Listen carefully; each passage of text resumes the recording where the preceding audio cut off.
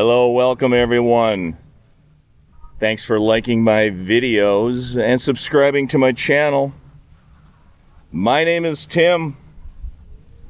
I publish villages related content. For those new to the channel, welcome. The Villages is a 55 plus community located in Central Florida. I do appreciate you subscribing and liking my videos. Here I am standing in the Philippines overlooking the Sulu Sea, which is adjacent to the South China Sea. The weather here is beautiful, it's gorgeous, it's upper 80 degrees, it is warm, it is muggy. And I did hear the weather back in Florida is cold. Somebody told me here that it was snowing in Florida. Let me know if that is true in the comments below. Today's video is going to be a Villages news video. We're going to discuss a few different things. And there was a news article published in the villages-news.com that got me to thinking. The title of the article is, "What's to be done for residents who can no longer afford to live in the villages?" And that got me to thinking about several different things. The first thing I wanted to talk about, and I don't think I mentioned on previous videos, is that as of the first of the year, the Villages did raise the amenity fee minimum to $199. That is up from $195. I'm not sure if I ever mentioned that, but if you purchase a new home in the Villages or purchase a pre-existing home, your amenity fee will be adjusted up to $199. There was also a news article recently about the Villages, how the Villages was voted the second most popular retirement community in America. I'm surprised it wasn't voted number one, but it was beaten out by a retirement community that's located only 35 or 40 minutes north of the Villages. Can anybody guess in the comments below what retirement community beat out the Villages as being the most popular, most desirable place to live? I'll give you a second or two. Leave a comment below. Look at the gorgeous rocks. I hope the video does this sea justice, but it is crystal clear. If you guessed On Top of the World, you guessed correctly. On Top of the World was voted to be a better retirement community than the Villages, which I still find hard to believe. The news article did mention that the Villages, what attracts people to the Villages are all their golf cart paths and all their golf cart trails. The golf cart accessibility is really what is attracting people to the Villages, and I would have to agree with that. Let me know in the comments below what you think attracts you to the Villages. And back to the news article in question, and this does relate to a video that I did recently about maintenance assessment fees and who is paying for some of these large projects. And I wanted to talk about that a resident in the Villages, there's a lot of residents in the Villages, are voicing their concerns about rising amenity fees that came forward in front of the project-wide advisory committee.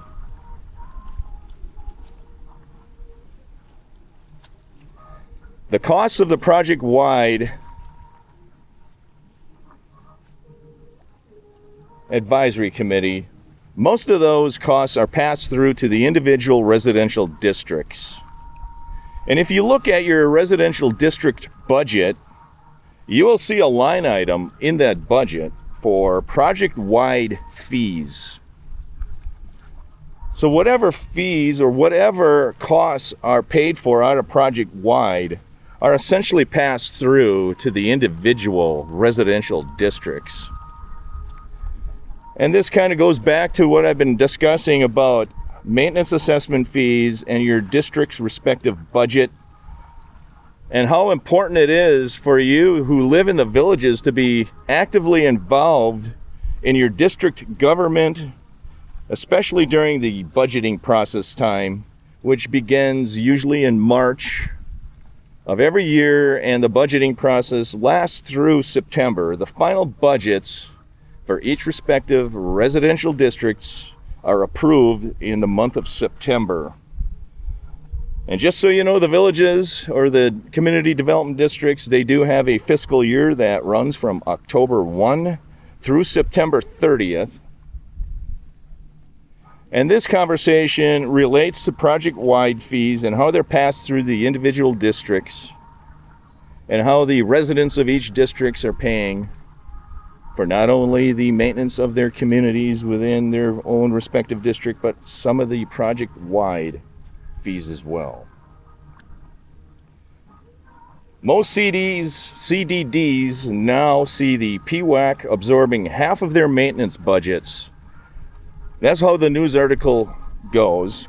And that is true. If you do look at your residential district budget, you'll see a large line item for project-wide fees, and usually those expenses represent close to half of your district's budget.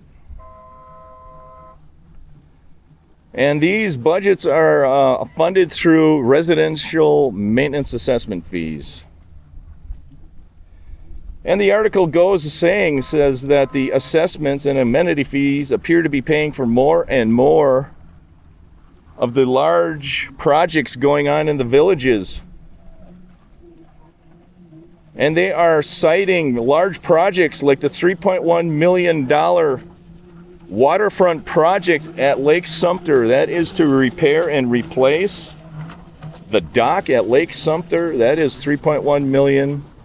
That is going to be paid through the project-wide advisory committee budget. Those costs are then allocated to each representative residential district. And the article also goes on by saying there's going to be at least $1 million charge by the project-wide advisory committee to restore the shoreline at Lake Sumter Landing. And I did a video of that about a week ago, where you see a lot of erosion going on.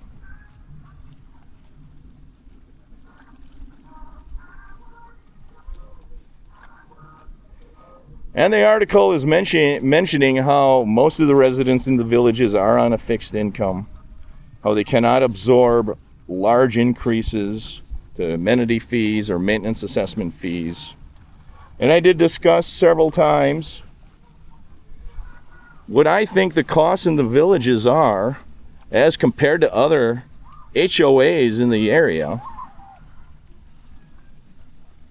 And as I see it, the villages is still a very reasonable place to live in terms of cost. When you look at your major cost elements, your amenity fees, your maintenance assessment fees, your fire fees, and you compare that to some of the HOAs in the area, you will still find that the villages is reasonable, has a reasonable cost structure to live.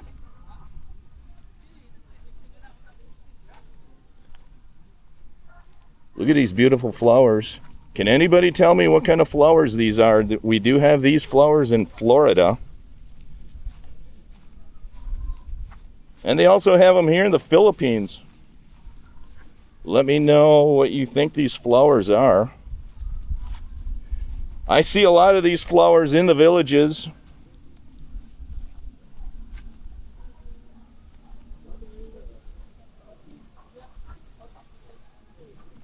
I know one of my subscribers has left a comment.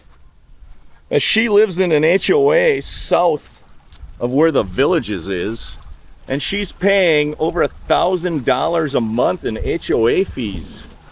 Look at how clear this water is in the Sulu Sea. This also might be the South China Sea. I'm not sure where the South China Sea starts and the Sulu Sea ends, type of thing.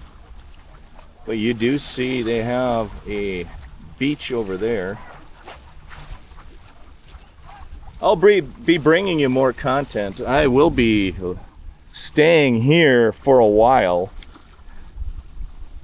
So that means that you're going to have to wait a while for me to bring you an open house video, because I'm going to spend some extra time right here. I will bring you some Villages related content. I will also bring you some content related to the Philippines. I do appreciate you sticking with me.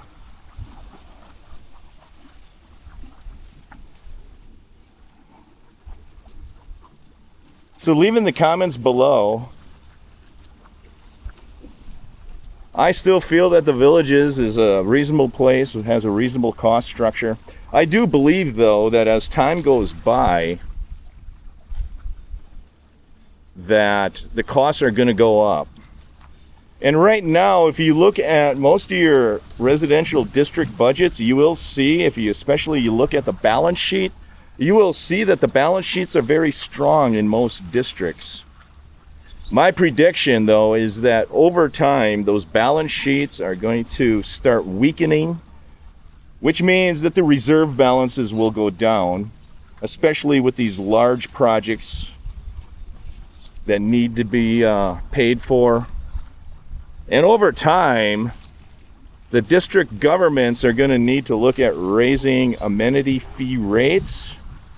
And I know there's several districts, including the district I live in, District 5, they are using their fund balances to support their annual expenditures. And I think some of those districts, that will catch up to them, and they are going to need to raise amenity fees. I know for a fact that District 5, their amenity fee revenue is lower than their annual expenses, and they're making up the difference by taking some money out of their fund balance. I encourage each and every one of you to look at your respective district's budget and to make sure that your district government is producing a balanced budget. A balanced budget is where your amenity fees will equal your expenses. And if they are utilizing fund balance to support their expenses, over time they're going to run into problems where they're going to need to raise amenity fees, actually maintenance assessment fees.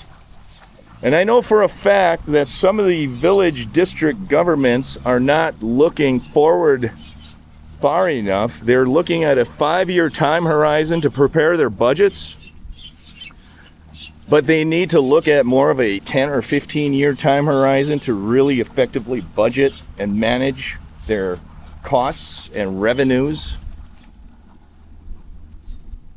And I think the theory is to raise the maintenance assessment fees a little bit rather than utilizing fund balance, and then one day they're going to have to raise the maintenance assessment fees a lot.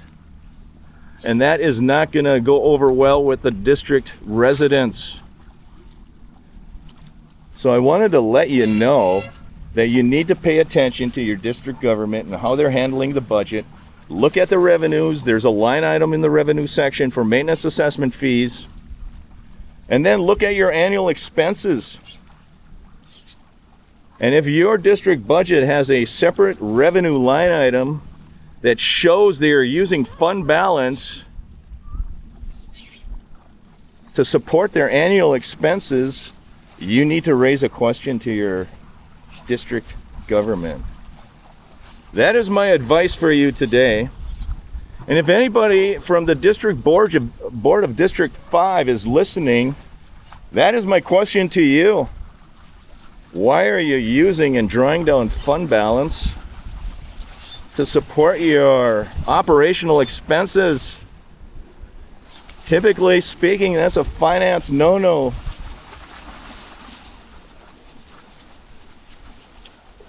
Thanks for liking and thanks for subscribing. I do appreciate it. There you have it. That is your video from the shores of the sea, the Sulu Sea, here in Southeast Asia. Have a great day, everybody. Stay tuned, stay safe, take care, and stay warm. Take care.